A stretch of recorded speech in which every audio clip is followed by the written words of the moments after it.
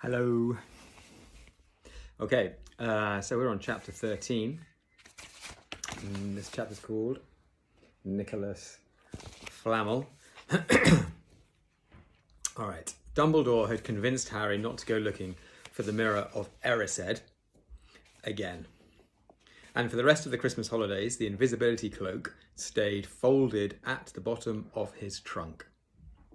Harry wished he could forget what he'd seen in the mirror as easily, but he couldn't. He started having nightmares. Over and over again, he dreamed about his parents disappearing in a flash of green light, while a high voice cackled with laughter. You see, Dumbledore was right. That mirror could drive you mad, said Ron, when Harry told him about his dreams. Hermione, who came back the day before term started, took a different view of things. She was torn between horror at the idea of Harry being out of bed, roaming the school 3 nights in a row, if Filch had caught you, and disappointment that he hadn't at least found out who Nicholas Flamel was. They'd almost given up hope of ever finding Flamel, in a library book, even though Harry was still sure he had read the name somewhere. Once term had started, they were back to skimming through books for 10 minutes during their breaks.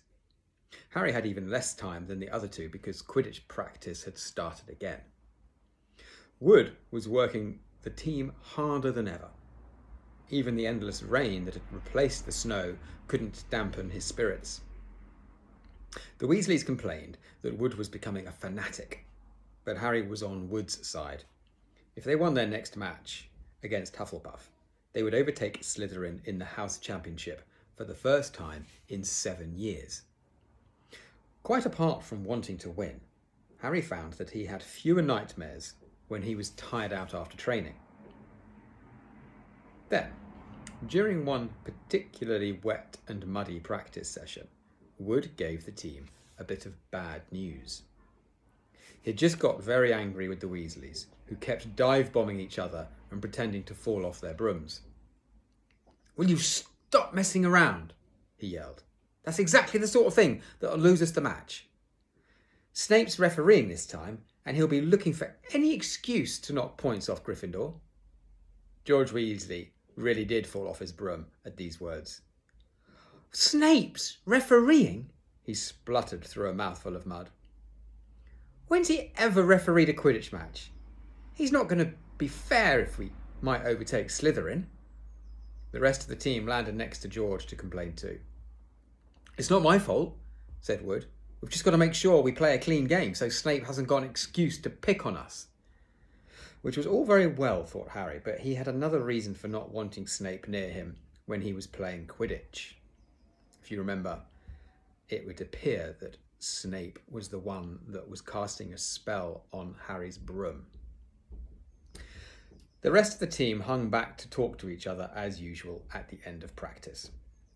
But Harry headed straight back to the Gryffindor common room, where he found Ron and Hermione playing chess. Chess was the only thing Hermione ever lost at, something Harry and Ron thought was very good for her.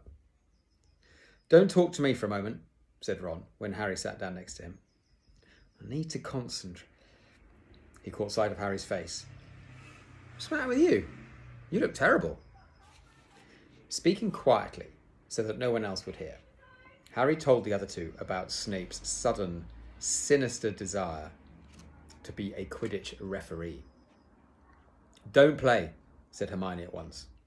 "Yeah, say you're ill," said Ron. "Pretend to break your leg?" Hermione suggested.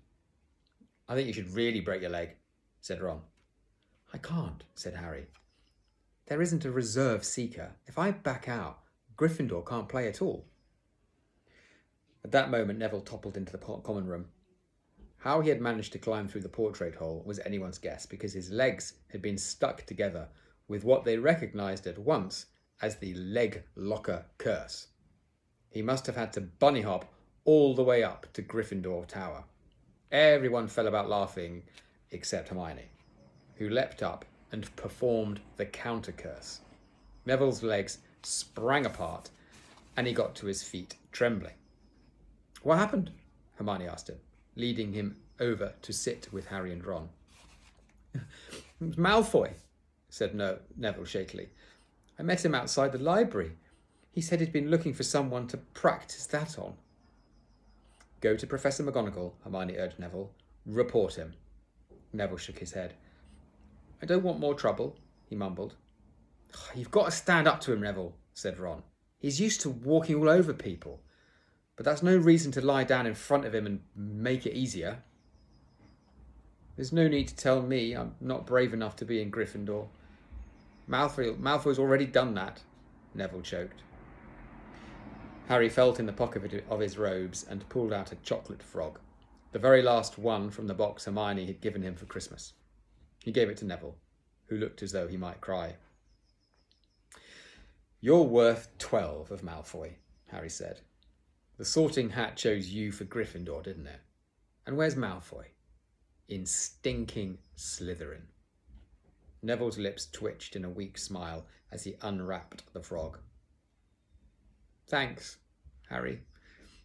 I think I'll go to bed. Do you want the card? You collect them, don't you? As Neville walked away, Harry looked at the famous wizard card. Dumbledore again, he said. He was the first one I ever... He gasped. He stared back at the card. Then he looked up at Ron and Hermione. I've found him, he whispered. I've found Flamel. I told you I'd read the name somewhere before. I read it on the train coming here. Listen to this. Professor Dumbledore is particularly famous for his defeat of the dark wizard Grindelwald in 1945, for the discovery of the 12 uses of dragon's blood, and his work on alchemy with his partner, Nicholas Flamel. Hermione jumped to her feet. She hadn't looked so excited since they'd got back the marks for their very first piece of homework. Stay there, she said, and she sprinted up the stairs to the girls' dormitories. Harry and Ron barely had time to exchange mystified looks before she was dashing back, an enormous old book in her arms. I never thought to look in here, she whispered excitedly. I got this out of the library weeks ago for a bit of light reading.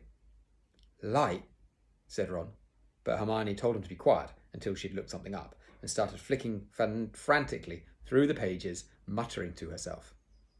At last, she found what she was looking for. I knew it! I knew it! We allowed to speak yet? Said Ron grumpily. Hermione ignored him. Nicholas Flamel, she whispered dramatically, is the only known maker of the Philosopher's Stone. This didn't have quite the effect she'd expected. The what? Said Harry and Ron. Oh, honestly, don't you two read? Look, read that there. She pushed the book towards them and Harry and Ron read. The ancient study of alchemy is concerned with making the Philosopher's Stone a legendary substance with astonishing powers. The stone will transform any metal into pure gold. It also produces the elixir of life, which will make the drinker immortal. There have been many reports of the Philosopher's Stone over the centuries, but the only stone currently in existence belongs to Mr. Nicholas Flamel, the noted alchemist and opera lover. Mr. Flamel, who celebrated his 665th birthday last year, enjoys a quiet life in Devon with his wife, Perenelle, 658. See? Said Hermione, when Harry and Ron had finished. The dog must be guarding Flamel's Philosopher's Stone. I bet he asked Dumbledore to take it, to keep it safe for him, because they're friends and he knew someone was after it. That's why he wanted the stone moved out of Gringotts. A stone that makes gold and stops you ever dying, said Harry. No wonder Snape's after it. Anyone would want it. And no wonder we couldn't find Flamel in that study of recent developments in wizardry, said Ron. He's not exactly recent if he's 665, is he? Next morning, in Defence Against the Dark Arts, while copying down different ways of treating werewolf bites, Harry and Ron were still discussing what they'd do with the Philosopher's Stone if they had one.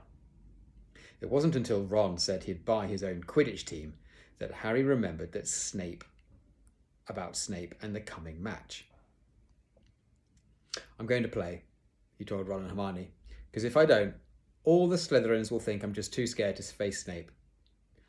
I'm going to show them. It'll really wipe the smiles off their faces if we win. Just as long as we're not wiping you off the pitch, said Hermione. Okay, end of part 1.